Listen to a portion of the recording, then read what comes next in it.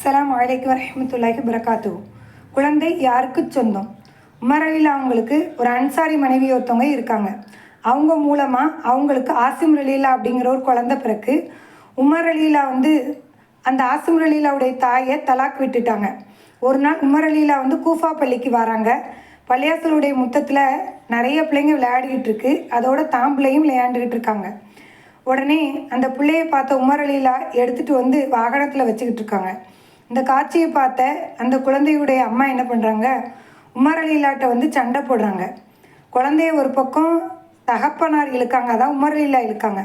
மறுபக்கம் தாய் இழுக்காங்க. புள்ள வேதனையால் அழுவுது. உமர் அலிலா சொல்கிறாங்க, இந்த குழந்தைக்கு ஒன்றை விட நான் தான் தகுதி உடையவன் அப்படின்னு சொல்கிறாங்க. ஆனால் ஆசிம் அலிலாவுடைய தாய் சொல்கிறாங்க, இல்லை இல்லை, எனக்கு தான் தகுதி அதிகம் அப்படின்னு சொல்கிறாங்க. பிரச்சனை முத்திட்டு அபூபக்கர் அலிலாட்ட இந்த பிரச்சனை வருது. அப்போ உமர் அலிலாவிடம் அபூபக்கர் அலிலா சொல்கிறாங்க, உங்களை விட அந்த குழந்தைக்கு தாயுடைய வாசமும் அவளது படுக்கையும் அவளது மடியும் தான் சிறந்தது. அதனால் குழந்தைய தாய்கிட்டே நீங்கள் விட்டு கொடுங்க. பருவ வயது அடைஞ்ச உன்னைக்கு தேர்வு செய்யக்கூடிய அறிவை அந்த குழந்தை அடைஞ்சிரும். அதுக்கடுத்து யாருக்கு சொந்தம் அப்படிங்கிறத அந்த பிள்ளையே தேர்வு செய்யட்டும் அப்படின்னு சொல்கிறாங்க. ஆனால் இன்னைக்கு பணம் இருக்கிறவங்க தான் பிள்ளை யாருக்கு சொந்தம் அப்படிங்கிறத முடிவு பண்ணுறாங்க.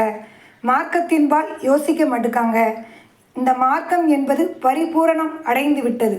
பாத்ரூம் செல்கிற ஒழுக்கத்திலேருந்து தூங்குகிற ஒழுக்கம், இப்படி அடிப்படை எல்லா விஷயம், ஒரு வீட்டுக்குள்ளே எப்போ போகணும், தெரியப்படுத்திட்டு போகணுமா தெரியப்படுத்தாமல் போகணுமா அப்படிங்கிற எல்லா இங்கீதங்களையும் சொல்லித்தரக்கூடிய ஒரே மார்க்கம் இஸ்லாமிய மார்க்கம், சத்திய மார்க்கம். சரிங்களா?